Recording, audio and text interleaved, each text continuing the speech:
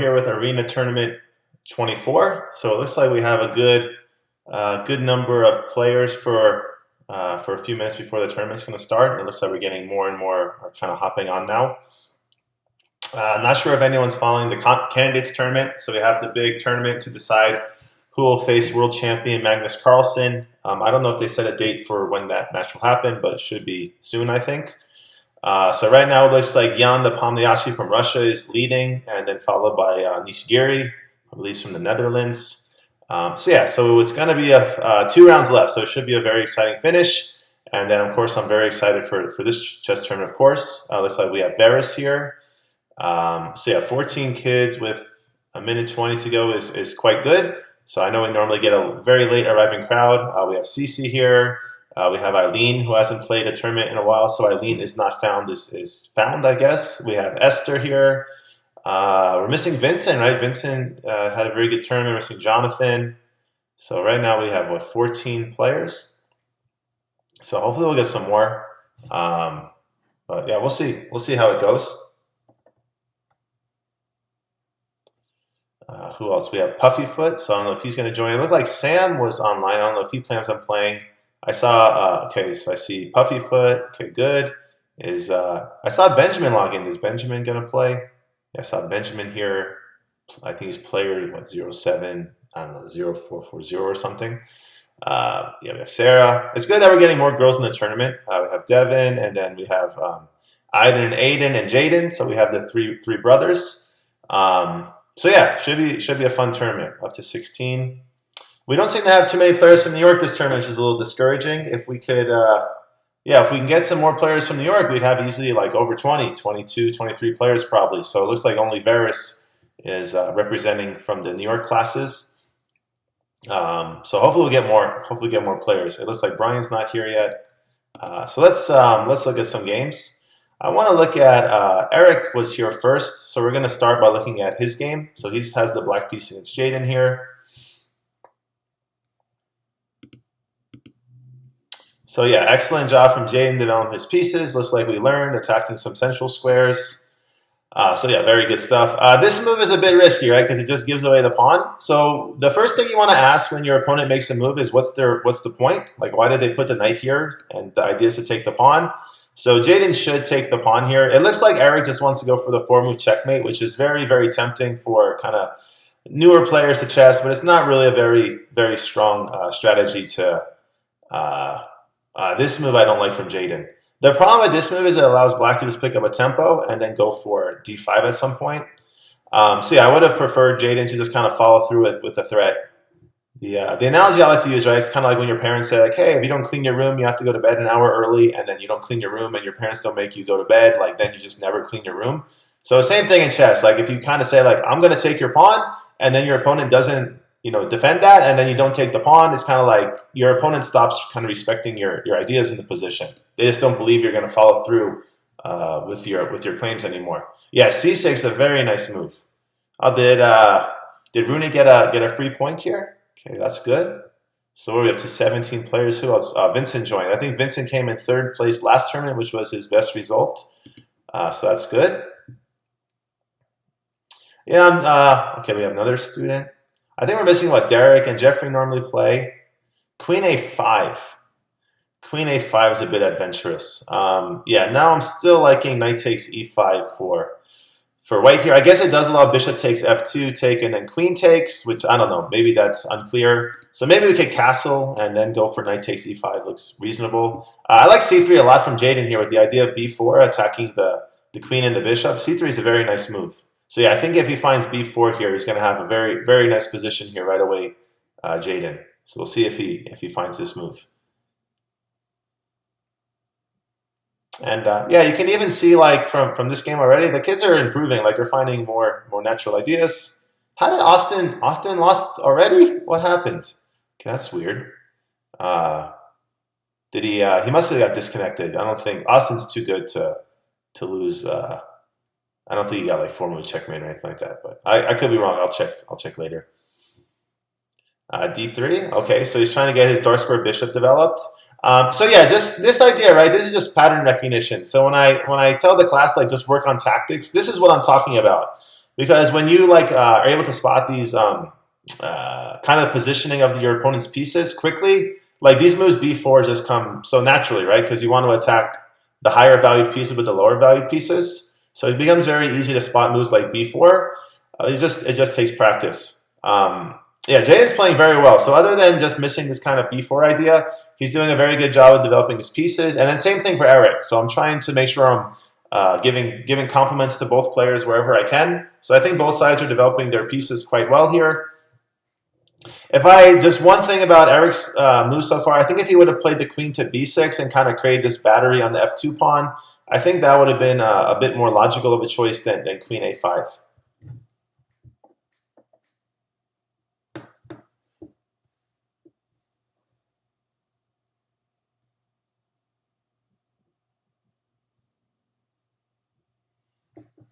Okay. It looks like we're still at 18 players. So 18 is good. I can't complain with 18 players. I just feel like if we would have got, oh, I think this is a mouse slip from Jaden. I think Jaden wanted to castle here. So that was a mouse slip. Yeah, I just feel like if we would have got a little bit more players from New York, we could have had like one of the record turnouts. So we have Benjamin here. It looks like Sam's online. Not sure if Sam wanted to play. It looks like his sister is playing. So we have Sarah here. Josiah got his first victory. So Eric's castling queenside. So yeah, I really like the way that both sides are playing here. Both sides are doing a good job developing their pieces, fighting for control of the central squares like we've been taught, and doing a good job of getting their king safe via castling. Okay, so we're up to 19 players now. We got Naomi. Okay, good. So we have another player from New York. We don't have Hannah this week. I think I heard a rumor that Hannah and Naomi are like BFFs, so I thought they would both play. Maybe, but I know she played last tournament, Hannah, so maybe she's just taking a little bit of a break, which is cool. I think we're missing Jonathan this tournament, though. I hope that Jonathan is maybe would like to play still. Anyway, what's going on here? Yeah, so just still following this game. I think instead of taking the pawn, I should comment on this. I think that Jaden would have been better off taking with the knight or with the queen. So just like we talked about, right, try to develop your pieces. And this move b5 is kind of interesting from the black perspective, right? Because we're pushing the pawns in front of our king, which is weakening. So think about, these pawns are kind of like the front door to your house. If you open the front door to your house, you have to be careful, right? You have to make sure that you're not just leaving the house wide open. So same thing with your king. So, but at the other hand, I don't really see how White's going to attack the king that easily. Like a move like a4, trying to weaken the pawns over here makes a ton of sense to me. But it feels like without this bishop getting developed, there's not that many issues, right? Because like even if we allow a4 and take, the queen's going to take the rook here. So until we move this knight, which actually has no safe squares. Well, I guess if you go back to b1. Until we develop this bishop, the queen won't defend the rook, and therefore this move a4 won't be as strong. And the funny thing is, if we play knight b1, even if we develop the bishop, we still don't have the queen protecting the rook because the knight will be on b1. So moves like a4 that I think would normally be... Yeah, see, like Jaden's kind of struggling to find a plan here. So I think now would be a good time to try to open up the center from the black perspective. Because it looks like, black just has much better development. And the white king, so h5 is very interesting. I think that Eric is going for like a rook h6 here plan. The problem is that the rook won't be safe. So it feels like h5 feels like a very natural move actually, but I don't quite see the point just yet. Like if we could play a move like knight g4, then having this pawn to anchor the knight would make a lot of sense. But yeah, right now I don't really get the idea that much.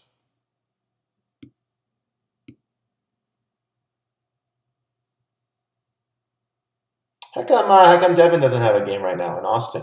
They should be getting paired already. That's weird.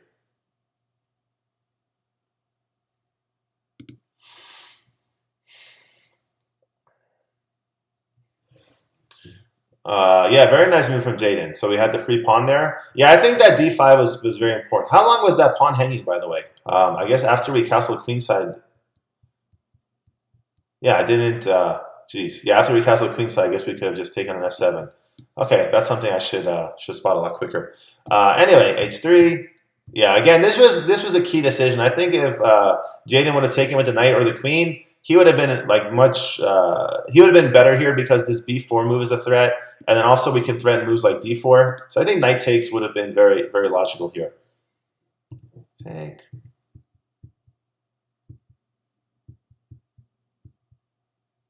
So this is really interesting. So white won the free pawn, but now we're getting this half-open file for black, and the king is on the same file as the black rook here. So you can already kind of feel that tactics might be emerging, but it's not that clear like how exactly, because even after we move the knight, we're not actually threatening to take here yet because the queen's defending it. So it is kind of hard to see how we're breaking through exactly. I think a move like queen b6 makes a lot of sense once again to just put pressure on this pawn, and then I don't know, like since we already did move the pawns in front of the king so much, like an idea like a5 and a4 trying to put pressure on this bishop might make sense. As much as I like black's position here because of development, I think if we don't play this move d5, it's kind of hard to see how we're improving our position exactly. Yeah, so like this move I would like if it was safe, but here the bishop can just capture. The thing that's really encouraging me about this game, besides the fact that the moves have been relatively good, is just that both kids are taking their time. One thing I noticed in the state tournament is we had a lot of games where the kids moved quite quickly, and yeah, I think that is something that that will just come with experience. I think just a large part of playing chess well is just taking your time and not making any fast decisions. One kind of trick you can fall into is that if your opponent plays extremely quickly, you might feel like you also need to play extremely fast. And even for me, sometimes you want to impress your opponent. It feels like, and you can play faster than you should. So I think that's just something that comes with experience and just getting some practice and mostly getting comfortable with playing tournaments. I think that's one of the things that I hope when we do this is the kids just get comfortable playing chess in kind of an organized setting. And yeah, I think everyone should be really proud of what we built here. So the fact that we have 19 kids with basically only 2 students from New York, when usually we get like 5 or 6. So it feels like very taunting that we should have got 20 players this week. But what can you do? But like having Sarah here and Eileen and Esther, so some players that don't normally come, I think that's really, really good. Bishop e6. So yeah, nice job from Jaden creating the pin. I still would have liked to have seen bishop takes rook here. So I think this is a very, very important move. If we find bishop takes rook, I think now Jaden will clearly be better here.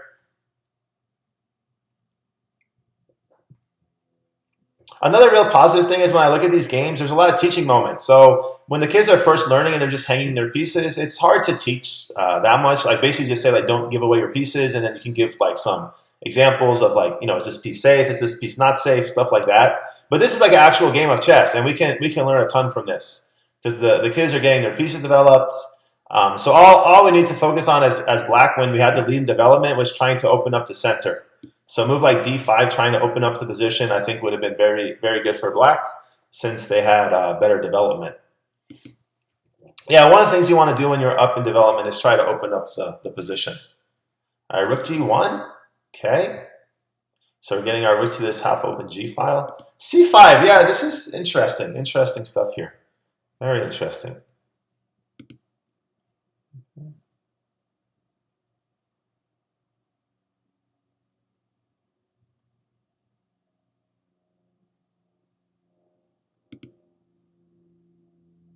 So did Austin leave the tournament already? Okay. Did I get any messages on WeChat? I probably should look at that. I did get a message on WeChat. Oh, okay. Okay, no worries. So here, this move, knight b3, I think hitting the queen and hitting the d4 pawn makes a ton of sense. Yeah, because now our knight is stopping. Yeah, very nice move from Jaden. This is an excellent move. And then if they play something like queen here, I think bishop d2 would be quite strong. Because if they do play this move, queen to c4, putting the king and queen on the same file, we just have rook c1 here. Yeah, this was the first, I think, huge mistake in this game. So this move just gives away the queen. Yeah, and I think that was the first obvious mistake that I saw. So now we want to try to simplify as white here. And Jaden's also running a little low on time. So I think what he should play is definitely take the rook here and then f4. So I don't understand fully. I think we could take on e4 now with the knight. Yeah, I don't fully understand the f4 move from Jaden, but one thing that you have to think about when you're watching anyone play is when you get into time trouble, that's when mistakes happen. So even for very experienced players, if you yeah, very experienced players, when the time ticks down, you'll see some moves. We'll say, how in the world did they play that move? But time pressure can make us all look a little silly from time to time. There's a great chess player, Emery Tate, who's yeah, he had a really great chess career. One time he told me, he said, if you're ever playing in a tournament and then afterwards some guy or some person, anyone comes up to you and says, why did you make that move when you're in time pressure? You just say, hey, I was in time pressure. Like it's kind of that's kind of like the golden phrase to explain any time you make a blunder in time pressure. You can just say, hey, I was pretty low on time, trying to find the best moves I can, and that's when mistakes happen. Of course, you shouldn't try to get into time pressure. So if you're always in time pressure, that is something that you should deal with. But if you're occasionally getting to time pressure because the position is so complicated, that's that's going to happen sometimes. It's part of playing chess.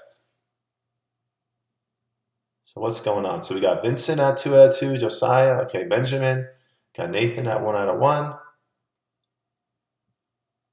Yeah, Nathan is he's tough. He's a good player, and he's a riddle that's tough for the other kids to crack because he's just playing very very strong chess. So yeah, he's a very good player, Nathan. And then we're getting some other players that are improving a lot. Yeah, I'm surprised that Brian's not here this week. That's disappointing. Maybe I should have reminded his mom.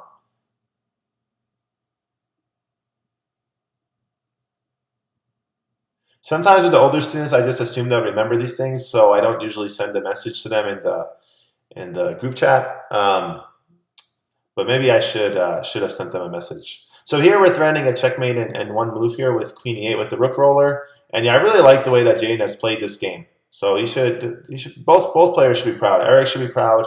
I think the one big mistake again is when he hung his queen. So that was kind of the big blunder of the game. But other than that, I thought both sides played very very good chess. So yeah, we have this checkmate. Okay, excellent. So Jaden spotted that quickly. Yeah, very nice game from Jaden. And I think that was a Pokemon picture, but I can't pretend that I know anything about this. I saw the Pokemon Pet Detective movie. Thought that was kind of cool. Or Pet Trainer. No, I'm thinking of Ace Ventura. Pet Trainer movie. That was interesting, but again, I don't know much about this stuff. So let's go look at another game. Let's look at Esther versus Sarah. So I think this would be a good game to look at. Yeah, and one thing I try to tell Esther, and I've seen her do this a lot, is you don't want to put this bishop in front of your pawn, because if you can't move this pawn, it's very difficult to develop your dark squared bishop. And another thing is that anytime your opponent lets you play e4 and d4 safely, this is always correct. There's not a single position in chess where if you can safely play e4 and d4 on the first two moves, it's wrong. Not one position. And the reason why d4 would be safe here is because if the knight takes the pawn, we have the queen defending this square. So if black wants to give away their knight for a pawn, that's a very good trade for us. So yeah, d4 would be fine. Some other moves you could play is just like knight f3, knight c3. There's lots of options. You could play like bishop c4. But bishop d3 is a clear mistake already because you're just stopping the d pawn from moving. Okay, so d5. Yeah, I like d5 from Sarah here. I also would have liked e5. I think e5 clearly makes this bishop look as silly as possible. So I think e5 would have been interesting. Yeah, see, so this move puts two attackers on the pawn versus just one defender. So what we should do is we could like take the pawn here. We could play knight c3 to defend the pawn again, but we can't just give away our pieces for free. Yeah, you can tell that this is already a really tough position and I like h6 a lot by Sarah here. This is a very wise move because we're basically just cutting this knight completely out of the game here. Yeah, here I would like to have seen e5, right? Because the only square the knight did have to move was f4. So I think e5 would have been very logical because we're taking away the f4 square from the knight. And yeah, this knight is just going to be a really, really tough piece to get involved in the game for the rest of the game, I would imagine. So yeah, so here Sarah did choose to play e5, but you want to play your moves as quickly as possible, right? If you can play this pawn to e5 in one turn, it doesn't really make that much sense to take 2 turns to play this move. Okay, here. Okay. Okay, so free pawn. Okay, castle. So I think the good thing for Esther here is we got our king safe, so we're down a pawn, but a lot of things could happen in this chess game still. I think Sarah should actually give away the 2 bishop advantage here and just take the knight here, because it's really going to destroy the king structure, the pawn structure in front of the white king. So I think that is something that we could strongly consider here. Bishop c5 is a very nice move from Sarah. Okay, f. This move, I don't know, not because we haven't castled yet, right? Like bishop here seems extremely strong to me now. I think if we would have castled first and then got our king safe and then played a move like f5, that could have been a very nice idea, because f4 is a little bit of an annoying idea, and we are gaining a lot of space on the king side, which could also be good. Yeah, bishop c4 I don't care for. Like, just remember, look for checks and captures. Like, the reason why this check will be so effective is because black is going to have to give up the ability to castle here. So I think we should definitely throw this check in. What else can we look at here? So, I mean, bishop c4 stops the king from being able to castle kingside, and it does allow queen h5 check. So maybe I should give more credence to this bishop c4 move. Maybe this move is better than I thought. Queen e2 I don't like. Here, queen h5 is very strong here. This might actually just be winning on the spot, because we have king e7, queen here, king here, and I don't actually see a forced mate, but I mean, we can play queen d5 attacking the king and the knight, and we do at least win a knight that way. So it just, yeah, it feels like there's a lot of positive things here. We take e5. Yeah, Esther is fighting back very well here. That was a bit of a mistake. Yeah, Esther C kind of. So this is. So everything was fine until, yeah, this was a mistake because the knight can take the queen. And I think, yeah, just a little bit more practice, right, that we'll get better in these situations. I think if Esther would have played just knight takes here. Also, I think rook here might be definitely worth considering, because we have the queen and king on the e file still. So just attacking along the e file with the rook, right? We have the open e file might be a very strong idea. Look at Vincent. Vincent is really taking his chess to the next level here. Yeah, but we just have to make sure we're not giving our pieces away. And I'd say that we're getting like infinitely better at this, but still our main weakness is we're giving away our pieces too easily. So here, this move queen e2 is a pretty big mistake from Sarah, because like rook here, just pinning the queen to the king is very strong. So one thing I can see from Sarah's play already is that I think she could just focus on castling a little bit sooner. So I think if she would get her king castled, like all these ideas that she has that don't quite work here should work out extremely well if the black king was castled kingside already.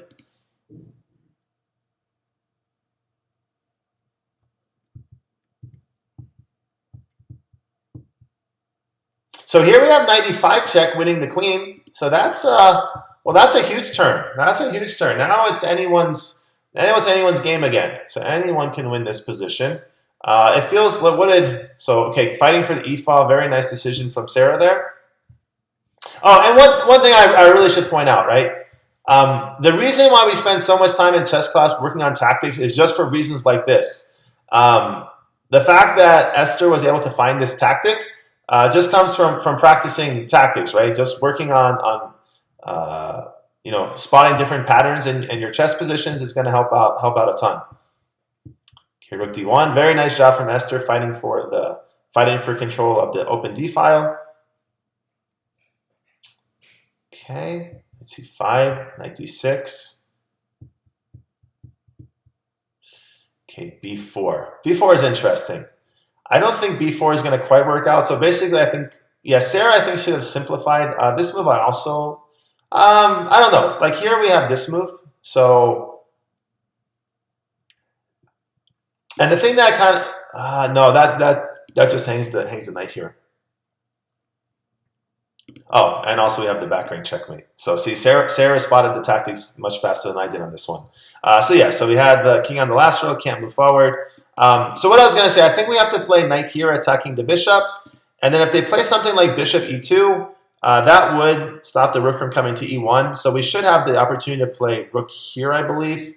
But we're still losing this pawn here. So I really like the way Sarah played the last few moves of this game. Maybe knight e3 with the idea of knight d5 check would have been reasonable for Esther to try here. Let's look at a game between Steven and Josiah. So these are fellow classmates and both very strong players and getting better. So after many months of lessons, I finally got the kids to play c4 in these d4 openings, and I'm not being sarcastic at all when I tell you this is probably the most proud thing that I've accomplished as a chess teacher. It's just getting the kids to move the c pawn so the knight can develop behind the pawn and put more pressure on the d5 square.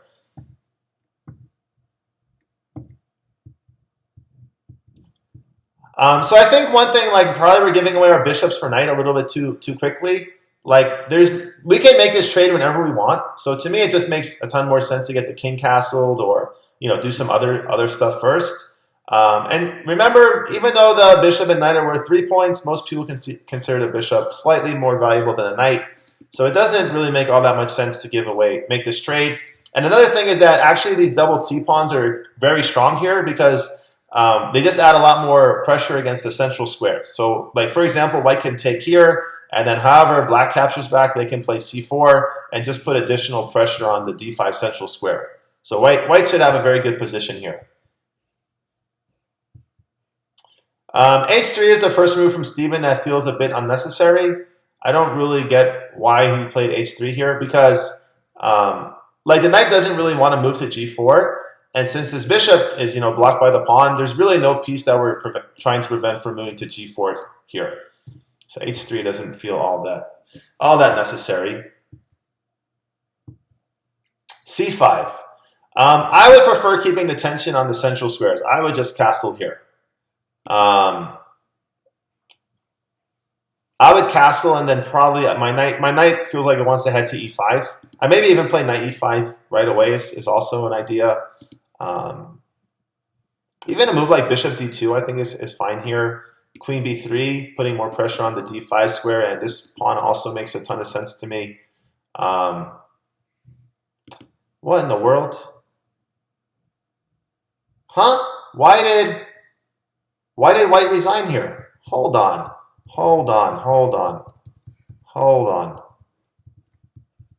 This I don't get. Okay, so c5. I like b6 from Josiah. Just say I have to fight for these squares immediately. Okay, knight e5. So I don't dislike that move. Okay, knight c6. Here I think bishop b2 was probably a good option here. But knight takes d7 also seems fine. Castle. Okay.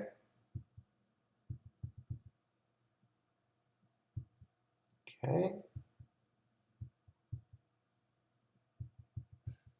Yeah, I'm really enjoying this game. I think both sides are playing quite reasonable chess here.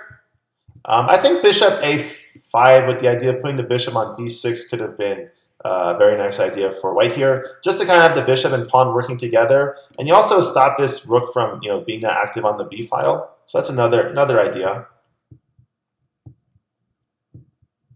Here I think the rook wants to go to c1, right? I don't see... So rook c1, I guess we could play either knight e4 or knight d5 to protect the pawn. But it actually becomes quite difficult for this pawn to advance, because if we play a move like rook here, we're getting back rank mated. So yeah, I think rook c1, just putting another attacker on this pawn would have been very, very logical move. Okay, there. c6. Okay. And yeah, I don't understand why Steven resigned here unless that was some kind of error. I don't actually see how the pawn is going to promote. And I mean, at least you should play on, right? Like white has a passed pawn that's very close to promoting. I think ideas of like rook a8 are possible, because if the rook takes here, we can always bring the rook back and capture if we need to. So I don't actually see how black is winning this at all. I don't know if after rook takes rook, Steven thought he had to take with the bishop, and then the pawn is promoting. But right now we have two defenders on this queening square. We have a very dangerous passed pawn, so I don't fully understand what the resignation is all about. Also, we have this move rook d7, which is kind of interesting because if we can, no, actually rook d7 just loses this move. Okay, strike that. That doesn't work. But I think rook c1. What's wrong with just rook c1 and then just trying to take the pawn next turn seems quite reasonable. So yeah, I don't fully understand. I'll have to ask Steven about that. Yeah, I don't think it was necessary to resign there. So who could we look at? Let's look at Benjamin versus Puffyfoot here. So we have e4, c6, e5. Now e5. Yeah, I think I have to do a better job of teaching this. Like again, you want to get your pawns on e4 and d4. This is like very good chess strategy for many years, hundreds of years. Because when we put our pawns on d4 and e4, we control all these squares, and we also give both of our bishops an opportunity to develop, which is what we want, right? We're trying to move our pawns in a way that helps our other pieces develop and fight for some control of the central squares. So that's our only objective. So e5. So knight c3 is not that common in the advanced variation. Usually you play this move c3 and just kind of keep a pawn chain. So knight c3, I mean, I know it's a normal developing move, but I don't see how are we making any pawn breaks in the center as white now. Like we're not going to be able to push our pawn to c4. The only way this move makes sense, I think, is if we put the knight to e2 to g3 and try to pick up a tempo on the bishop, and then put our pawn on c3 at some point to create the pawn chain. So we have a nice pawn chain in that situation. So e6. And yeah, Nathan knows this opening very well, so I assume he's going to play some move like c5 very shortly here. 4. One thing I noticed about the way that Nathan plays, I think he's very open to trading his bishop for the knight here, the dark square bishop. And the reason why I think that's actually a pretty big strategic error is because with all of your central pawns on light squares, your dark square bishop should be your good bishop here. So I don't actually like giving away the bishop for the knight so quickly in these positions. I mean, that's assuming that happens, which isn't forced. Yeah, because now we could play this move a3, and if the bishop goes back, like I don't think we can keep the pawn even if we take it. Maybe we can. No, actually, we should be able to because we could play b4. So yeah, I don't really like our bishop here. I understand why Nathan does this because he thinks it gets in the way of the knight and being able to castle. But I think we should probably develop this knight first and then maybe go like knight g6, then put the bishop on e7 and then castle. Or I even see, and sometimes in these positions, I actually see black just go for like an early h5 and then put the knight here. And if the bishop takes and the rook moves, we might not be able to we won't be able to castle kingside anymore, but we should have a good position there because of having the bishop pair. Yeah, I don't know about this bishop b4 move. I'm not sold on this move. Yeah, and same thing. I think we're giving away our bishops for knights just way too easily.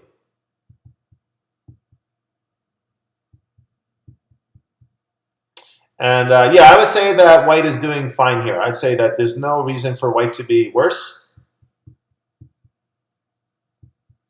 Especially with white having very good control of this d4 square. I'd be tempted to just play knight d4 right away.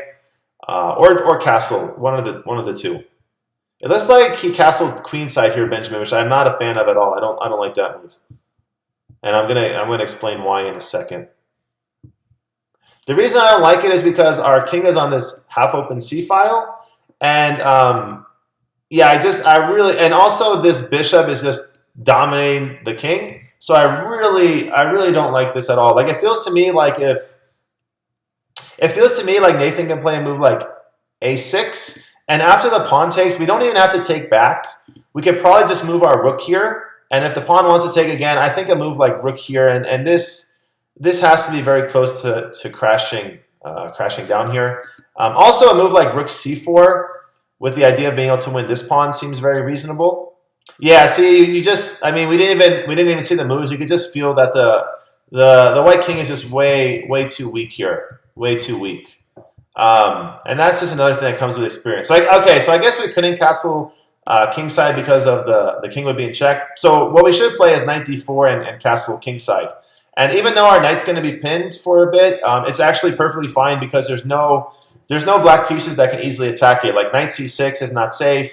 And if they move the bishop to try to play knight f5 and attack our pin piece, that will give us the opportunity to play a move like king h1, and then the piece will no longer be pinned. Yeah, he should have played this move a lot earlier, Benjamin. But it's okay. It's all part of the learning experience. All part of learning. Okay, I think my wife is home, so that's good news. I wonder if the kids are remembering en passant right away. Not saying that. I think en passant actually was basically forced here. So I'm not sure if the kids are, if they notice the pawn moved 2 squares and the pawns are right next to each other. I'm curious if Benjamin even thought about en passant at all in this position. Okay, there. Yeah, very nice job taking advantage of the pin. And then, yeah, it makes me wonder why Nathan didn't just play right away. I guess he missed that tactic. So yeah, I guess we could have played this instantly.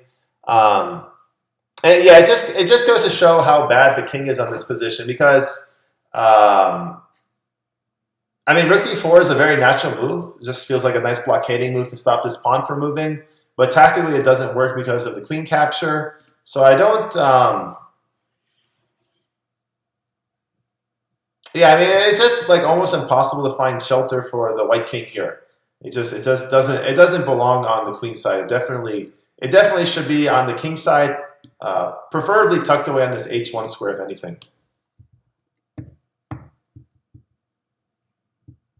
Yeah, rook takes c3, a very nice tactical move from Nathan there. And yeah, here we have the force mate next turn. Okay, so there's something very encouraging. The errors seem to be coming in the middle game, not in the opening anymore, as often. I mean, of course, we can play the opening better. I'm not saying we're playing opening perfect, but the mistakes are not coming instantly in the chess game. They're coming much later. And I think that's a great sign. It means that we can start, working on ideas later on in the chess game. I'm waiting for Naomi to have a breakout tournament. Naomi's doing very well in chess class, but the kids that just keep fighting, like Devin, I know he hasn't broken into the top half, but he's improving every week, and I think it's just a matter of time before they have a breakout tournament. I would look at Vincent versus Nathan if we hadn't just looked at one of Nathan's games. I want to look at one of Cece's games at some point. Let's look at. I'm trying to find the best game. Let's look at Benjamin versus Alex. I know we just looked at one of Benjamin's games also, but yeah, I want to see e3. Okay, so this is what they call the reverse French. So the French defense from the black side is e6 and d5. So e3 and d4 is a reverse French. Okay, g6. Okay, knight f3. Nice c. Yeah, here push that c pawn, right? Push that c pawn. Get control of this d5 square. c5 and then knight c3. Who's online now? Oh, Linnea. Does Linnea want to play some chess? Let me send Linnea a message.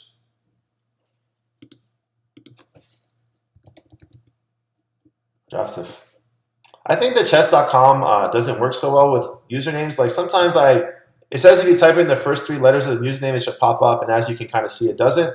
So I have to find Linnea somehow. Oh, we didn't have Royce here. Yeah, Royce didn't play this tournament. Okay, that's disappointing. We didn't have Harry. Lewis didn't play.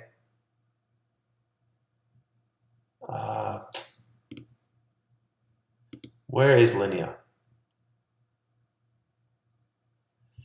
All right. Anyway, let's look at the game. I do want to send Linnea a message, but if I don't see her username pop up. Okay. So what's going on? Knight c3, then e4 anyway. And now we're kind of like in a perk where it looks like white is down a tempo. d5, e5. And again, I'm not saying en passant is a good move or the best move or anything like that. I'm just wondering if the kids are considering en passant. That's one move. I'm hoping that they're at least know that's a possibility. Okay, who else is online? Oh, Brian's online. Okay, maybe Brian forgot.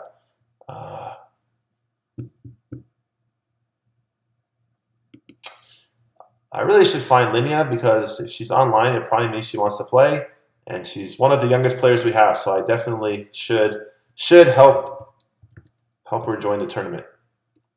Except I don't remember exactly what her username is. Linnea, what number is 2006 or something? I don't know. Is it 0? I'm not sure. Anyway, so what's going on in the game? Looks like I missed a bunch of moves. Yeah, and I've noticed that Alex is nope. We talk about this all the time in chess class. These knights fight for the same 2 central squares. All the time we mention this, every time. And these are kind of the older students, so I feel okay. I feel okay making a strong point here. So when the knight goes to d5, this pawn is not protected. So that's just a free pawn.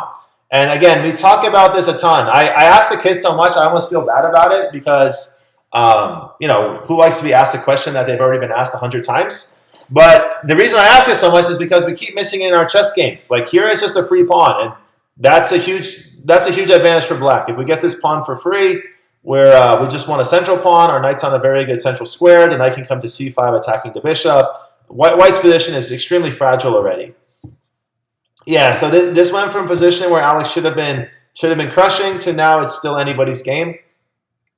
Okay, so Alex did end up winning, but I feel like, yeah, Linnea. See, I lost Linnea now. So frustrating. So frustrating. Chess.com.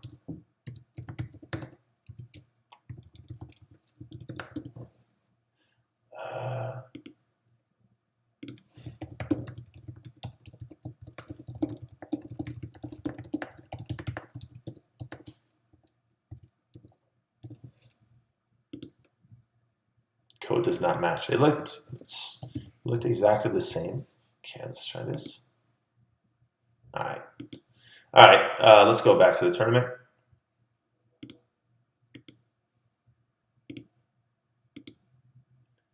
Okay, so what do we have here? So we have 20 players. Who joined the tournament? Oh, I think Brian joined. Okay, so we did hit the magical number of 20. Who should we look at next? Let's look at Devin and Ali. This would be a good game to look at.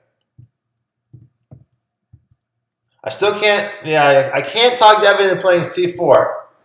I can't do it. I think even last class he said, "I know already, Coach Ryan," but he doesn't like the move, I guess. So knight c3. I don't mean to say that knight c3 is a horrible move because there's actually a very common opening with like f3 and e4 and bishop f4 that starts with this move.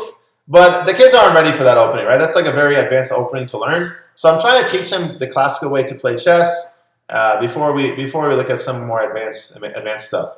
Okay, knight c6. Yeah, same thing for Eileen. We want to push the c pawn, right? And only in these queen pawn openings. Anytime the pawn is moved in front of the queen, we want to move our c pawn. Okay, bishop e6. No. Right? We can't put our bishop in front of the pawn because then this other bishop won't be able to develop. So I like that we're developing our pieces, but this bishop belongs on either f5 or g4. We have to be able to move our e-pawn for a couple reasons. One, it helps this bishop develop, and then additionally, it helps control this square. Okay, so what happened next? Bishop f4, f5, e3, knight f6. Okay, so, all right, I don't like rook g6. See, I think Eileen is kind of stuck for an idea now, right? She wants to develop this bishop, but she realizes that she can't. So rook g8, I don't really understand unless black is hoping to play g5 someday, which doesn't seem that likely considering that white has two attackers on the square already.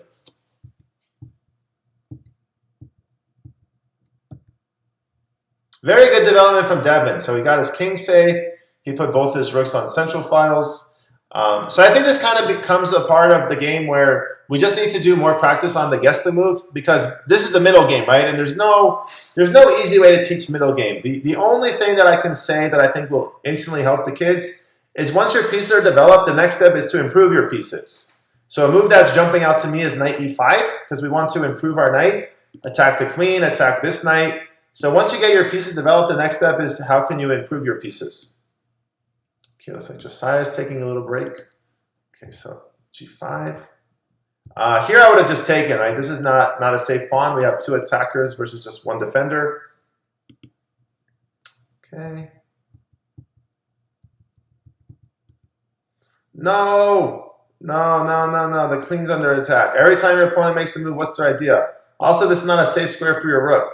So we have to get our queen to safety. I think that queen to d6 actually should be, well, no, yeah, knight b5, maybe queen b6. I think it should be fine. Not 100% sure, but it feels like queen d6 might be playable. Because otherwise, right, we have to put our queen on e8, which isn't a very fun square. So I think queen d6 is probably forced. And now our bishop does a very nice job of controlling the f7 square.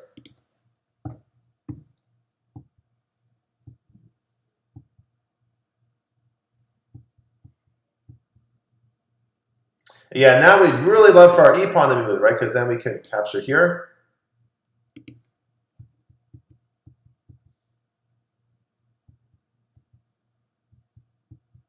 I think the kids are close though. They're very close to really taking another step in their chess improvement. They're getting better every turn. I can see they're getting better. So yeah, this move just hungs a rook. Also, the knight could have taken the bishop, so this was not a safe square for the bishop.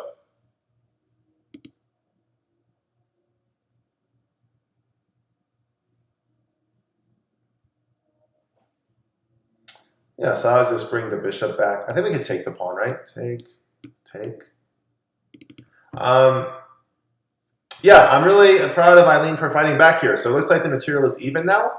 And if she can figure out a way, see, the hard part is like when you're trying to become better. It's hard to develop your pieces, right? It's when you get a little bit more chess experience, like you might not mind a position like this as black. But my feeling here is that Eileen will have a tough time coordinating her pieces the way that she needs to. Like here, she has to find this move g4, which I think is already a tough move to find for Eileen here, because she has nowhere her rook can move where it's safe. And notice she's thinking about this position a lot, which is a very good sign, because she's thinking, well, where can I move my rook where it's safe? But I don't know if she's considering just protecting the rook with the pawn, which is basically forced here. So if Eileen doesn't find this move, she's just going to lose a lot of material in this position. Actually, this is quite interesting. So if not, what? No, Eileen, you could take the rook. What I was going to say, no, Eileen, this is actually a very nice move. The problem with this move is just c3. That's the issue. But if after the queen takes the rook, Eileen could have just taken the rook and still would have had her chances to fight back in this game. That was frustrating because she played it instantly, 0.5 seconds. Yeah, I guess she's she can. Yeah, she notices that she's low on time. Yeah, now Devin plays c3. Very nice move, picking up the tempo. Let's go bishop d6. See what happens here. Or we could play c4 and hope that Benjamin, or not Benjamin, hope that Devin pre-moved this move. That'd be interesting. Not g4, f4. F4 is the move. What? Just take here. All right, so I guess we have 2 threats now that are not possible to meet. This is a good game though. Both players showed some good fighting spirit, and another very good job here. Cece's doing quite well with 3 out of 3. Sarah's doing quite well with 3 out of 3. Okay, Josiah's back. I wonder if Austin, because Austin was like one of the first kids we had here. I wonder if he played a game, or I wonder if he joined the tournament and he forgot about it. So when the tournament started, he got forfeited. So I remember he lost instantly, and then maybe he just completely forgot about the tournament.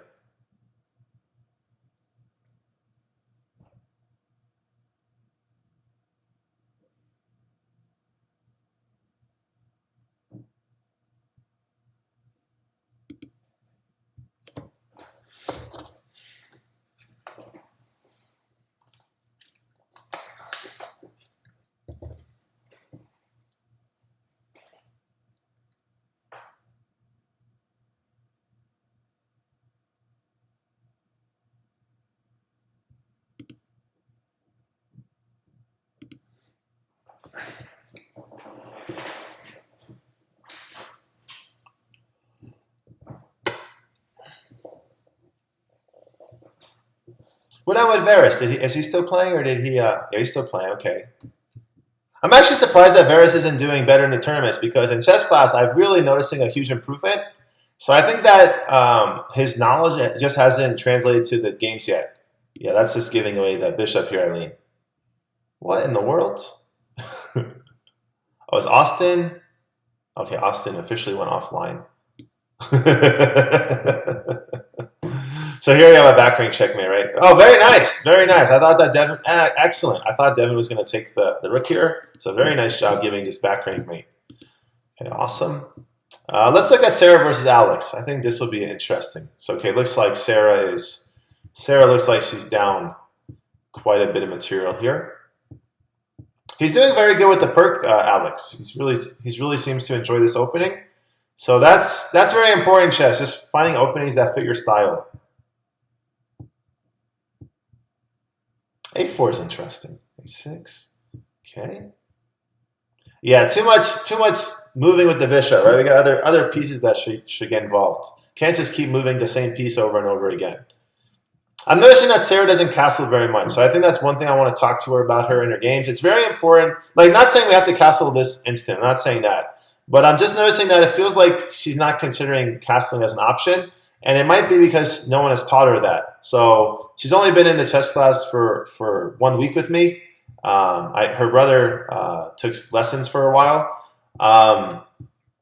So yeah, I think she probably just hasn't learned that. Like right here, en passant would be a good move.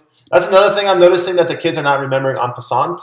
So it's really important that you remember all the rules of chess. If you're forgetting en passant, you're just missing good moves sometimes.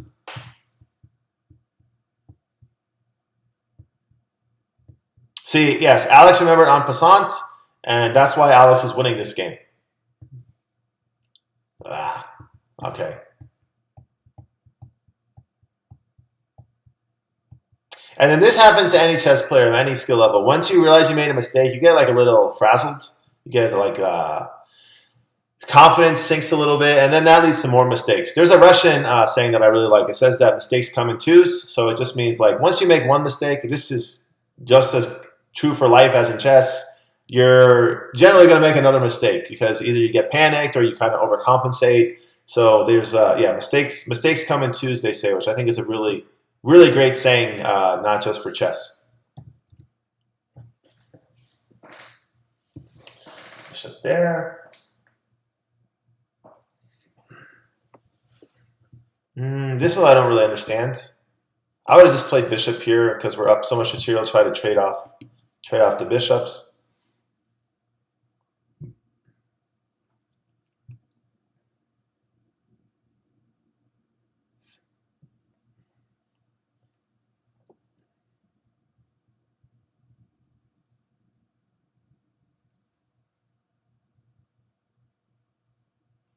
Yeah, I like rook c2 a lot. I think rook c2 is probably a very reasonable move to consider.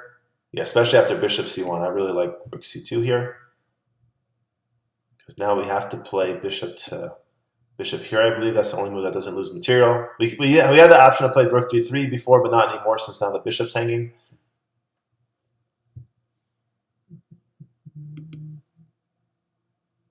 Yeah, bishop d2 is the only move that doesn't just lose material for white here.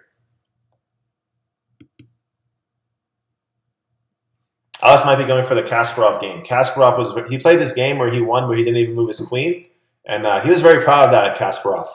So Alex might have a game like that right here, where he's gonna win the whole game without even moving his queen one time. And I wish Alex would have taken his time like this in the state tournament. Like this game, he's actually using like over 3 minutes. In the state tournament, he played these games where you got like a 5-second increment, it's called, so you get more time every time you move. So he actually finished the game with more time than he started, or at least close to it. Let's look at Cece and Josiah. They always have interesting games. So what's going on here? NF3. And I haven't looked at Cece's game today, which I should. She's a very strong player. So I like bishop c5 from Josiah. So one thing we've been talking about is if you don't like facing the fried liver attack. So like after knight f6, white can go knight g4. All right, never mind. That's if white played bishop c4. Okay, that's totally different opening. So yeah, but here you can play bishop c5 as well. Yeah, and okay, so the difference is that if white goes knight g5, black can just castle queenside and get more defenders on the f7 pawn here. So Josiah's learning, right? He's saying, I'm not going to let you put the bishop on g5 like you like. I'm going to play h6. This is actually, in all seriousness, this is a sign that Josiah is thinking about chess and that he's trying to avoid problems from previous games before they even can happen. So, okay, so this is an interesting moment. We talked a little bit in chess class about moves like bishop b6.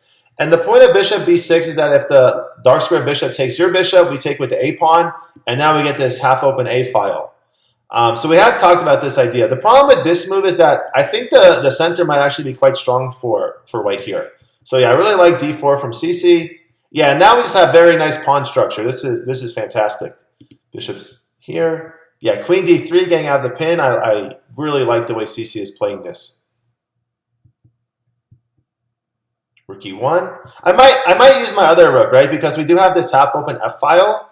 So it does feel like there might be some merit in using the other rook and keeping this rook on the half-open f file.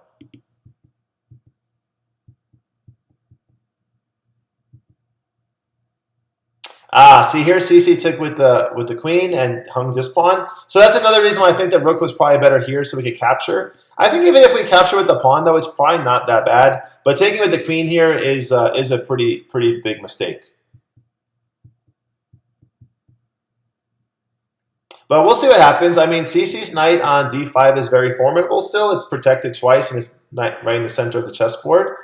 So yeah, so I think anything can happen.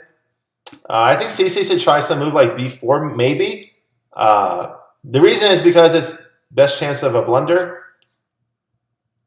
Yeah, here I would just go b4. I would, otherwise, I don't know. You shouldn't just go to desperation mode when you're. No, this just hangs the pawn. I don't understand CC's last two moves. Looks like she's giving away material. One thing I've learned about chess is when you have a. So this is a mistake I've made many times playing chess. I have a slightly inferior position, and I know my position is worse, and I just say, oh, I'm going to make the most aggressive move that I can. Hope that my opponent makes a mistake and that I'll be winning. But the problem is when your position is worse, you know, if you're slightly worse or significantly worse, you can't. Usually those moves don't work. Usually these like very aggressive type of moves, they're not gonna work out if your opponent sees the idea. So yeah, just something that I learned many times is not to do that. So already I don't understand why Vincent didn't just take the queen here. I don't get bishop here at all. So let's see. Let's go over this game.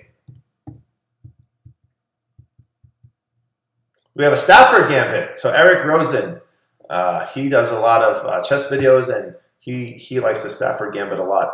I probably should start looking at that opening just a little bit because I know nothing about the Stafford Gambit, like very little.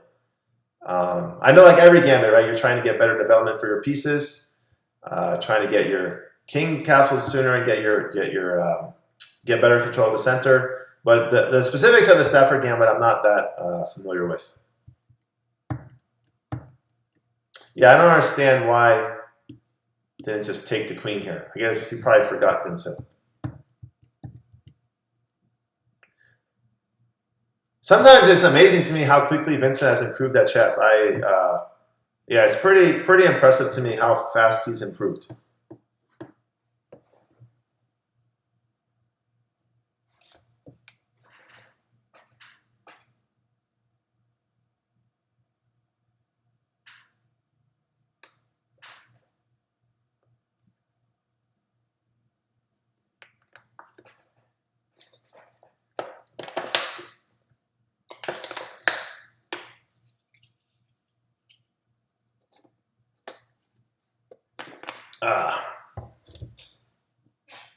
Hope Vincent didn't lose. Okay, rook e7. Yeah, improved the rook. Yeah, so there was a few moves that Vincent can consider there, like knight c3, or I mean, all the moves are good. Bishop f4, but I like rook e7 here. Rooks are very good on the 7th rank, right? They attack. That's where the black pawns start. So the white rook is very happy on the 7th rank, and then same thing from the black perspective. The white pawns start on the 2nd rank. So the black rook is normally very happy if it can get somewhere on the 2nd rank and start attacking the pawns.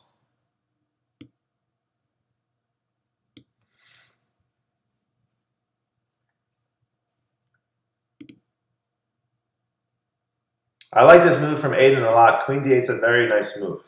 Attacks the rook, defends the pawn. Yeah, Queen d8 is an excellent move from Aiden here. Yeah, that was a very nice move. And I mean, now we can at least like, fight for control of the e-file. So rook e8 would be very logical. Knight there typically we don't like, right?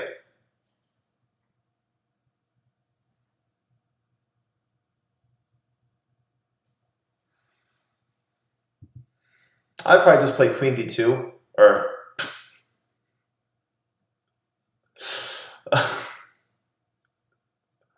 yeah, that's a much better move. Very nice, very nice, Vincent. Much better move.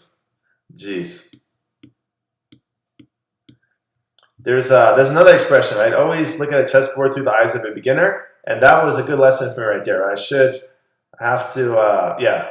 Usually when my opponents don't give away pieces for free, and your brain can kind of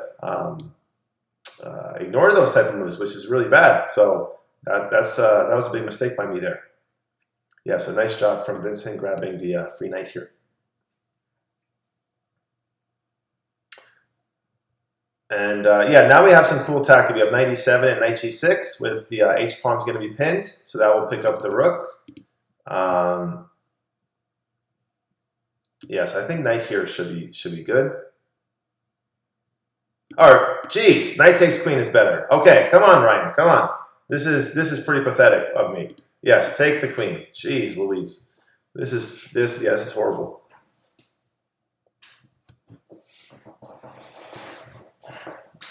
Gosh.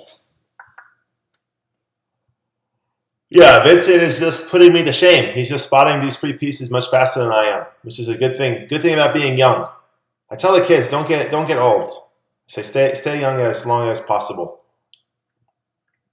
Okay. Who else we got? So we have Linnea's online again. Okay, can I find Linnea and actually send her a message? I should send her the link. Copy.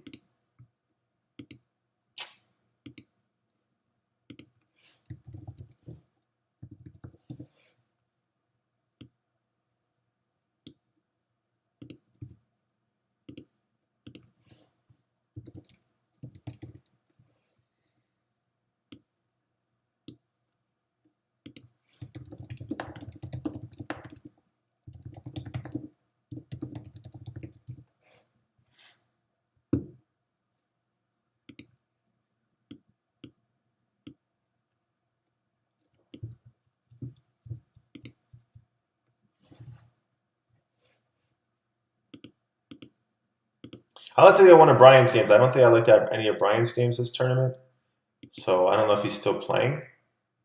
Okay, looks like CC went 5 or 6 and taking a little break, which is awesome. Yeah, there's no reason why the kids shouldn't take a break if they need one or want one. So Brian looks like he lost one game and then he left. That's it. Jeez, come on, Brian, come on. Who did he play? He played Vincent. Man, Vincent is getting so strong. Vincent's getting very tough. I was wondering if the kids would want to play a Simul against me. So I remember one of the first things I did to kind of promote the chess classes was I played all the kids on chess.com at the same time. I think it didn't really wasn't that successful. I think that the parents and the kids didn't know what a Simul was, so it was only like one game. And sometimes the game would be over in like 10 minutes, and then the parents, wanted to play more. They thought it'd be like a longer event. So I was wondering if I should do some kind of Simul where I just like keep playing the kids, and maybe that would be a better experience. And it would, you wouldn't just sign on to chess.com for 10 or 15 minutes. It would be longer than that. So yeah, I was thinking about if that might be something that the kids would be interested again. So we'll see. We'll see what happens.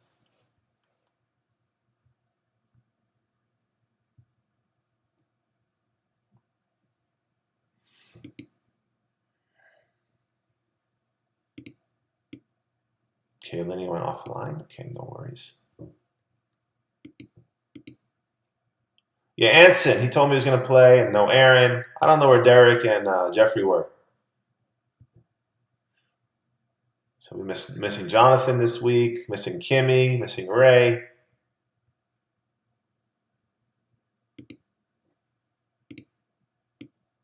Okay, Linnea is back online. I know that Linnea wants to play in the tournament. She just doesn't know how. And I don't actually know how to help her besides sending her the link because I don't have any like way of messaging her like on WeChat to her mom to help out. So yeah, I'm hoping she sends me a message back. Oh, Esther's on a winning streak of 2 games. Okay, that's good to see. That's very good. Oh, it's a 3-game winning streak for Esther. Look at that. On fire now. All right, so let's see. I think we should play Queen C4. Just have to make sure we don't get a stalemate. Iden is back online. Okay. Yeah, so Queen C4, King here. King F1? What is this, Vincent? Oh, that is the most disrespectful move I've ever seen. King F1 in that position. You got to be kidding me. King F1. Oh my goodness. No, come on, get your rook involved, Vincent. I know exactly what he's going to do. He's going to bring his king like to this square or this square, but he can use his rook, right? You do have your rook can do stuff too in chess.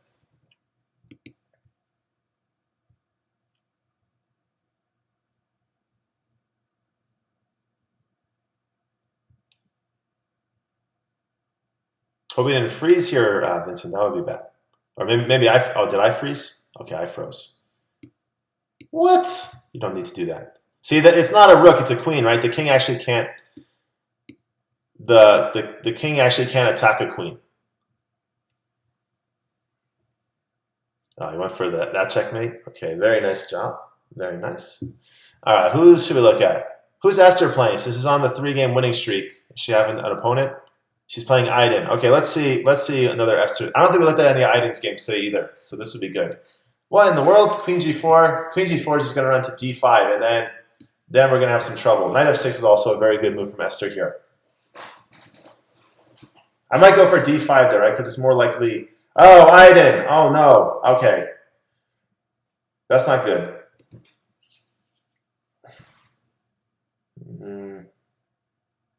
What would I play here? I'll play D6 here. Help my bishop protect my knight. Knight F6 is, of course, also an outstanding move. I could have considered Queen H4. Maybe Queen H4 I should have considered more strongly there. Here we could have taken this pawn. Too many pawn moves from Iden here. Gotta get these pieces out. Very important we develop these pieces as quickly as possible.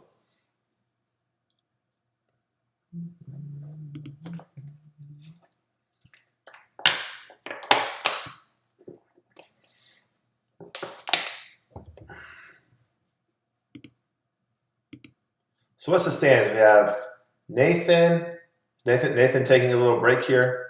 We have Steven, Vincent's back in 3rd place. We have Benjamin, Josiah, Cece. Oh, we don't have Max's tournament. Yeah, where's Max at? I know Max has Taekwondo at 1 p.m. So the mom says if we could have the tournament a little bit earlier, which I would be open to, but I think we just have like the habit, right? All the kids know what time the tournament is, so I feel like if we change the time, that could be confusing. But Max is definitely one of the stronger players that we have.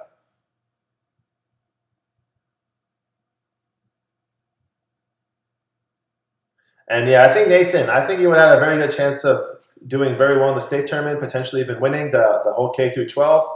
But unfortunately, he told me he forgot that they had the tournament that day, which I thought, oh man, you could have won, right? Half the battle of life is showing up. Yeah, I thought Nathan's playing very, very good chess. As you can see, 9 out of 9 is a pretty good score. It's all 9s, right? 9 win streak, 9 out of 9.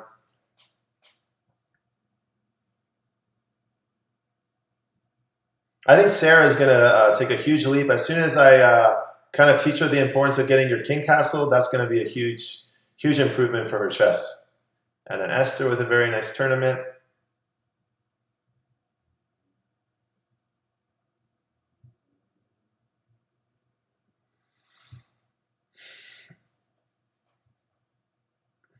See, this I don't understand. Like it says, if there's a board next to your name, that means you're in the middle of a game. So Esther's playing right now, so how come there's not a chessboard here? So I think there's just a lot of issues with chess.com. I think they didn't expect chess. Well, so now, okay, now she has a chessboard. I don't get it.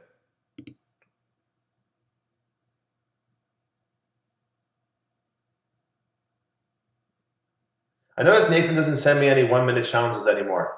I don't know. I don't know why. All right, we have maybe he doesn't want to embarrass his chess coach. That's my opinion. All right. So what else is going on here? All right, let's not normally to change games, but let's look at Vincent versus Steven. So what happened here? See, no. So see, okay, this is. It's funny. I have a friend Eric who used to play this opening against me. The point is that you're getting what's called the Maroczy bind right away. The problem with so I know in this like when we push the pawn in front of our queen, that's when we want to play c4. Not normally when we push the pawn in front of our king, because now this light square bishop is restricted. But against this Sicilian defense, it actually does make a little bit of sense this setup. Because if Steven doesn't go for this like knight c6, g6, and bishop here, you don't actually punish this hole on the d4 square all that much.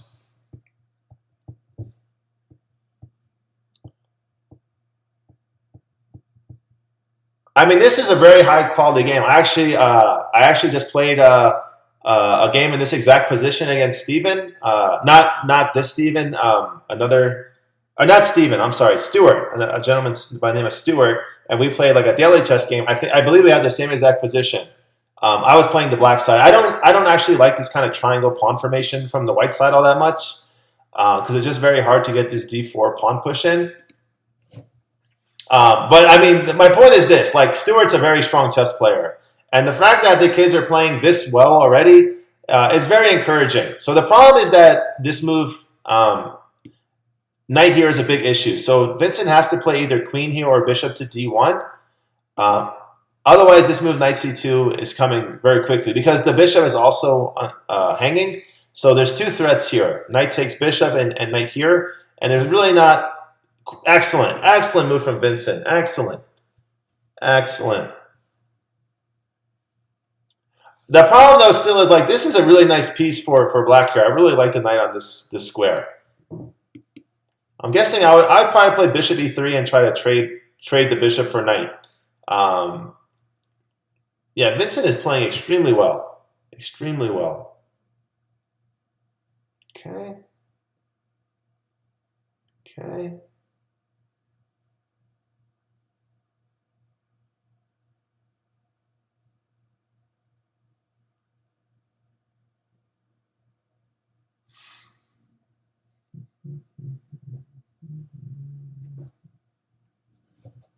So it looks like Steven's going for this b5 push at some point, which I think could make sense. So maybe some move like a6 and okay. So knight b5, I'm not a huge fan of here. I think just a6 and b5. So this move seems to kind of help black play what they wanted to play anyway. So they wanted to play a6 and b5, and this move just allows black the tempo they need. And that just make sure we don't play a move like knight a7. Okay, knight back to c3. If we want to make any jumps with the knight here, we should jump to d5.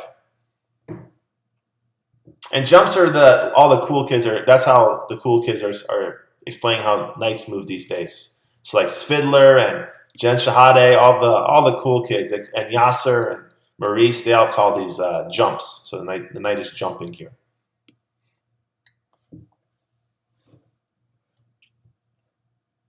I think like Peter Leko,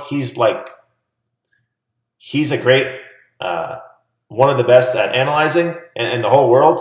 But I don't think he's like part of the cool kids. I don't know if he uses jumps. I haven't heard him say the knight jumps. Leko was a guy that he should have. Well, I guess woulda, coulda, shoulda. But he was very close to becoming world champion. He just had to draw Vladimir Kramnik in the last round, and he played the opening that Nathan loves, the Carol Khan, and which I think he played many games in the match, and Kramnik just played a very beautiful game and ended up winning and tying the match. And since he was the champion, he got to keep his title. And then from there, I think Leko just I don't know, his chess kind of changed after that. He never competed at the elite level anymore, even though he's definitely I mean, he had the talent for it for sure. Back to the game though. So Steven is trying to take on b2, which I think is very strong. So I don't actually know what to play here. I guess we should probably play rook here. Because I think that rook a2, I really want to play rook a2, I think, but b3, rook a3, maybe this does work, and then take, and then we take the pawn on b3, so maybe that's possible. And the reason I really want to play rook a2 is because my pawn is pinned, so I want to play rook a2 and then b3, and then maybe like double up on the c file perhaps, since it is a half open c file, or even try to double up on the d file and push the pawn to d4. Yeah, so b3 just hangs. So even this I think is not the end of the world for white. So even though we're down material, I don't know if Steven might have missed that. So I'm assuming we're going to capture here. This seems like a almost like a forced move here. This is a great game from both players here, though. Steven and Vincent are playing very good chess. That move I'm not so sure about. No, I don't like that move. Because the rook's going to come here, and then we have to move the knight back, and now we're just losing a pawn. Okay, this move can happen first. Okay. Take. Yeah, I don't hate this. I really don't hate this for white still, because I think this move, bishop h6, is very annoying. And we always have to keep an eye on this g7 square. Okay, knight back. It's been a great game. I mean, I can't believe how quickly the kids are improving. I mean, I know it feels like it's been, a year of lessons, but that's really not that much. I mean, for how much they're improving, this is great. I would have taken the pawn, right? Why not just take the pawn with the bishop? Okay, so here we have to find a way to get our queen on this diagonal somehow, but the problem is it doesn't feel like it's going to be easy to accomplish this. And our rook wants to go to the c file, of course, because it's the only open c file, but then black is going to fight for the c file. Then I feel like we should probably play rook c4 and just kind of cement our rook here and let black initiate the trade. Probably we have to take back with the d pawn here. Normally you want to capture towards the center, but I think this outside pass pawn is going to be too strong for black. Other than that, I don't actually know what we're trying to accomplish here. Maybe h4, h5, trying to soften the king position against the black king is also reasonable. Yeah, you could just, that's not really a move that you want to play. So the funny thing is I think that Vincent's going to go after the pawn now, but he could have just captured the pawn before. So after a move like bishop b2, this move e5 is just gonna hold everything. We can even play a move like rook c3 after bishop b2. Give back the exchange and just get a connected pass pawn. And that's also going to be very difficult for white to do anything about that.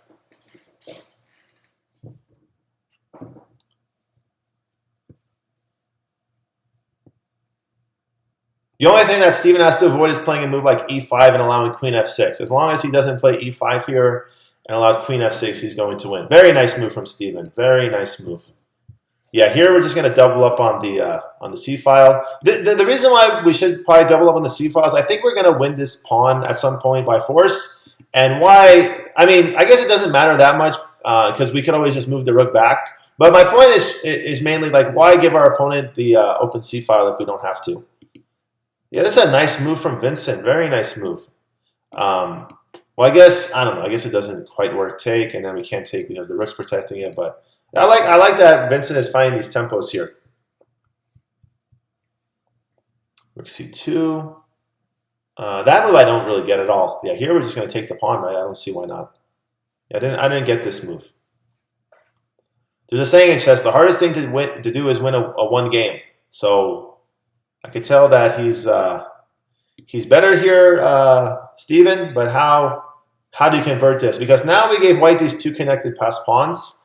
I don't think it'll be easy for white to hold on to these pawns if let's say a move like rook b2 here. But if we kind of let these pawns stay here and eventually start advancing, that's going to be an issue for black. Like, it's not fun to deal with these pawns. Queen f4. Okay, so I think that Vincent's trying to put his queen on the h6 square, which I think is interesting. This move I like. This move I like a bunch.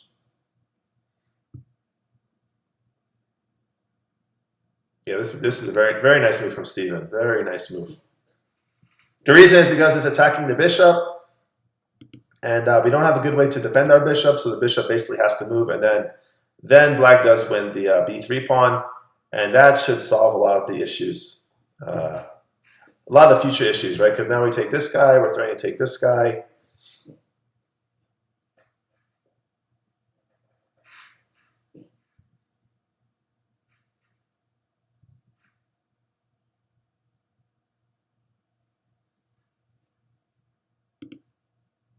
So what's going on in the tournament? What's the standings? So it looks like Nathan just believes he's going to coast to victory here. So he's just saying, I'm gonna relax here. CC at 6 out of 7. Okay, fantastic.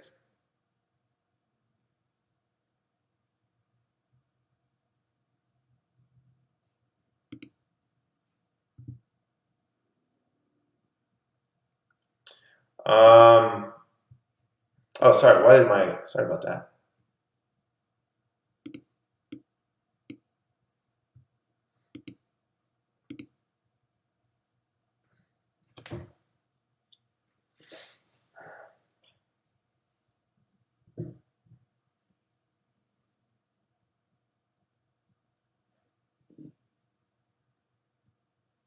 Yeah, I think we could just. So yeah, good calculating from Steven here. I don't think there's any perpetual check. So like, if the good thing is that the e5 square is under control from black. So once the king moves to g7, queen, there's no more safe checks. E5.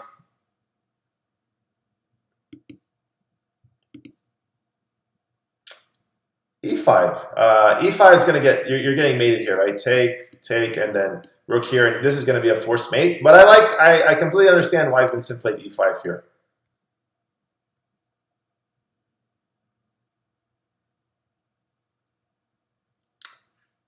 Taking advantage of the pin. Okay, this also seems good.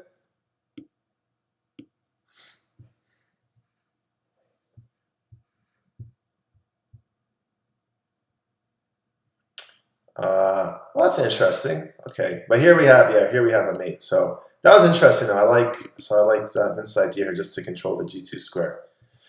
All right, let's look at Brian versus Varus here.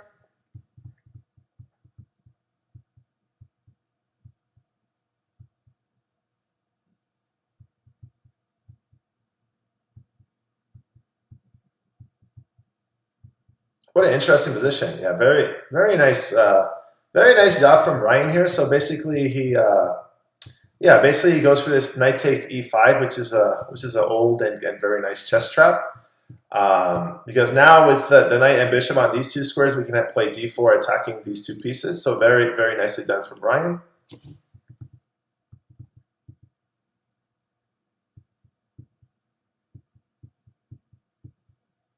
B3 I hate. Oh my goodness. We've spent so many lessons telling Brian not to put his bishop here. I honestly don't know. Oh, I really don't like B3 at all. Okay, this bishop has a diagonal already. Just move it here. The problem with B3 is that your bishop is trapped. This move B5 is just trapping your bishop. So after B5, Brian could play bishop B2 hitting this knight. So if the pawn takes the bishop, you win the knight.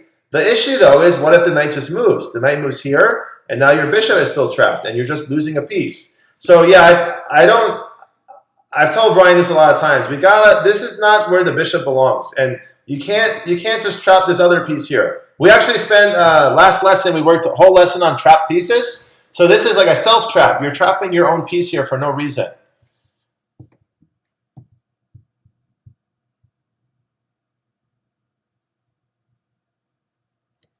I think we could have taken here, right?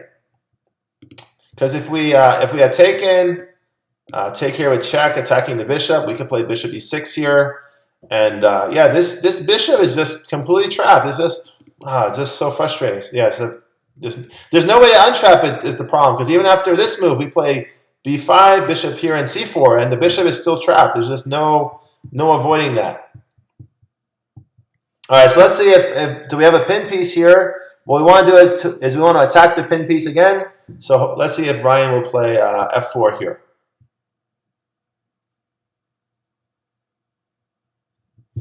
No, attack it with the lower valued piece. If you want to win material, you have to attack higher valued pieces with lower valued pieces. Unless you're just capturing something that's not protected, then it doesn't matter what you use. But if you have a piece that's protected by something and you want to win material, you want to attack it with the lowest valued piece that you can find.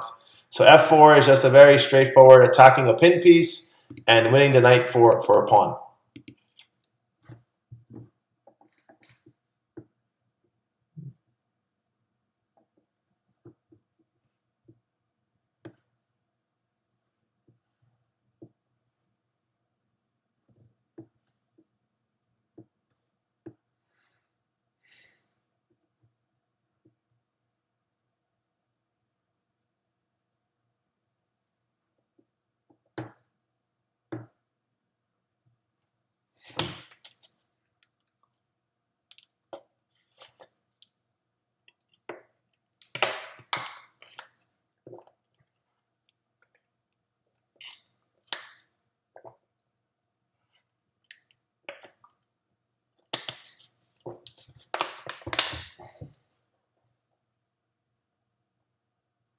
Yeah, so Varus could have played b5 again. I still think it's still a game.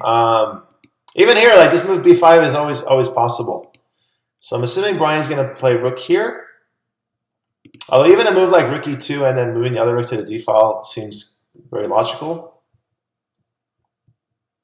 Or maybe f. Actually, I think f4 is probably the best move. f4 and then no, not. I don't really get that move that much. So yeah, here b4. b4 is the crucial move. I guess I understand this move. I guess the point is that if we play rook here, the king has to move away from this pawn, and then the rook can capture. So I guess I do understand what the idea is.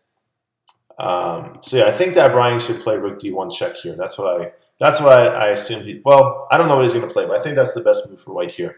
Just play rook d1, and then we can take this pawn. So it's a deflection, right? We have one attacker, one defender. So we want to deflect the king away from the pawn. So the best way to deflect the piece is simply to attack it. I mean, I feel like, Varus has every opportunity to come back in this game with b5. This basically Brian, put his bishop has nowhere to move now. So if Varus can find b5, I still feel like it's anyone's game still. Definitely white's a little bit better still because they're gonna be able to at least get a pawn for their bishop. But in a two rook endgame, being down a pawn, sometimes that's you can overcome that sometimes. If you get your rooks active enough, if your rooks get active, you can overcome that. Yeah, rook e2 is also an issue. Okay. Yeah, very nice. Rook takes a7 was a nice move from Brian here. So that was good. Yeah, now this is now it should be game over. So when Varus moved this rook to e8, he should have moved the other rook to e8 because we need to defend this pawn. If he would have moved the other rook to e8, I think that we'd still be fighting strong here.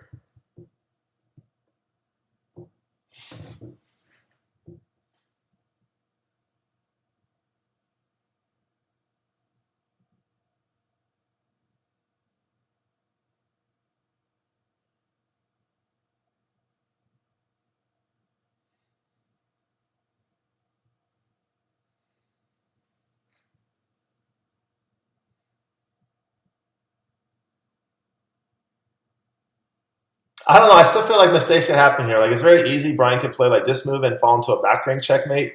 So if I was playing white here, I'd just create an escape square. I'd probably actually be aggressive with h4. You could just play h3 here, but I think even h4 just might be a little bit better. Yeah, rook e2 is a nice move from Varus. Very nice move.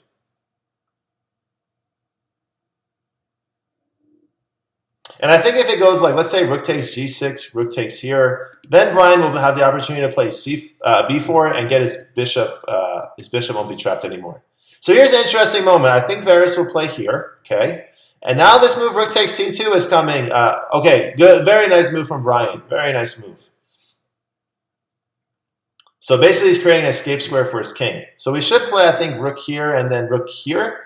I don't think it's going to make a difference, though. Like, okay, take this guy. Yeah, Varus is playing a strong game here, though. Very strong. Man, look at Nathan just coasting like that. Just coasting. I don't even think he played the last 30 minutes of the tournament.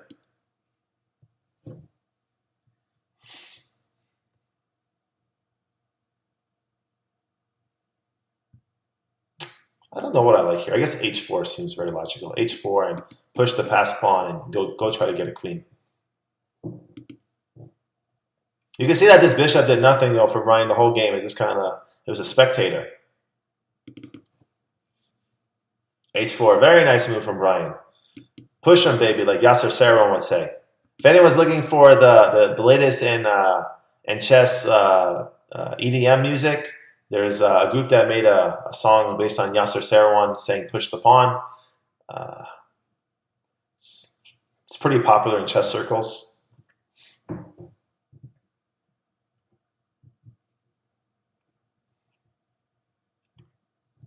Yeah, I'll just keep pushing the pawn. Catch me if you can, right? Taking that pawn is also good from Brian. Yeah, okay. Just, I don't know, go back. Perfect.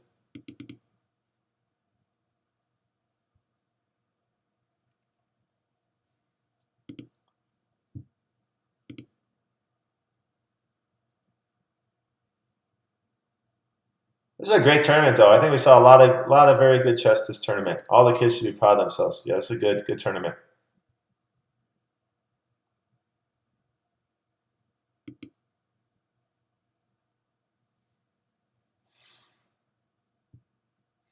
So is Steven going to jump into second place over Josiah? What's going on here? Are they playing or? Okay, Josiah's going to get another game, but I don't think they're going to finish in 14 seconds. And then we have, what happened with Alex this tournament? 4-9. Okay, that's a little strange.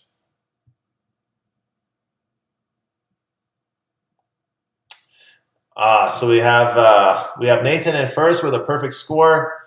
He is he's tough. He's a good player, Nathan. He's a really strong player. We had Josiah second place, and then we had Steven in third place. And yeah, they're all classmates. So they're all in the same class that I teach, and it's a tough class, and they're performing very well in the class, and they're improving. And they're also older than the other kids, so it's not that big of a surprise. But the thing to take away, I think, is just the high level of chess. And then we have Benjamin in fourth place, and Cece in fifth, and Vincent. So I mean, yeah, just very strong. I don't know what happened to Alex today. Alex normally performs a little bit better, to be honest. Sarah did great. 4 out of 8 is a great score. Jaden is improving. Good for Rooney. Rooney, I think, is like the youngest kid that I think participated. I think he's very young, so 2.5 is fantastic. Aiden, only been working with him for 2 weeks. Eileen, we have some practice. Eric, I've only been working with a short period of time. Varus, I think he'll have some success. Oh, he didn't get the win, Brian? He ran out of time? Oh, saved by the bell there, Varus. Naomi, okay, Naomi's going to do better. Okay, awesome. So just huge congrats to all the kids for participating. I hope they had fun. And I don't know if anyone else feels this way, but I'm really proud of what we're building. I can't believe that we're getting 20 kids regularly on a Saturday. I know that there's so many other things they could be doing. So I really feel honored that the tournament is successful as it is. I think next tournament, hopefully we'll get some more kids from New York. I really do want to try to get to like 25 would be even better, of course. But yeah, this is fantastic. 20 kids is a great accomplishment, and I just want to thank the kids for all their hard work today. Thanks for watching, and thanks for playing. See you in class. All right, bye.